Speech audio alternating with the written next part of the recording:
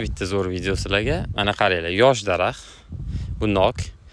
Bir liderli, bir yetakchilik usulda shakl bermoqchimiz. Va bu yoqda mana qaranglar. O'tgan yilgi o'sish nuqtasidan 3 ta 4 ta novda chiqib kelgan. Men bitta novdan tepaga qarab olib ketishim kerak va endi men tikkasini tanlayman bu holatda. Sizlar ham yosh daraxt ekkan bo'lsanglar, bir yetakchi qilmoqchi bo'lsanglar, yoki 3 talik yoki 4 talik farqi yo'q. Har bir ona shoxingizni uchi, yetakchi shoxingizni uchi yakka turish kerak. Mana bunaqa 3 ta 4 ta chiqmasligi kerak. Endi qaranglar, nima ish bo'ladi bu yerda. Hozir mana buni sindirib olishni ayni vaqti. Tegi bilan osongina chiqib ketadi. Qoida mana shu novdani mana chiqish nuqtasi turibdi, bu yerda ko'ryapsizlar. Shu yerga qo'lingizni qo'yasiz. Shu qo'lingizga tushgan kuchli novdalarni olib tashlaysiz. Mana bunaqa kaltalar qo'viradi. Mana bu yerda ham kaltasi qolgan.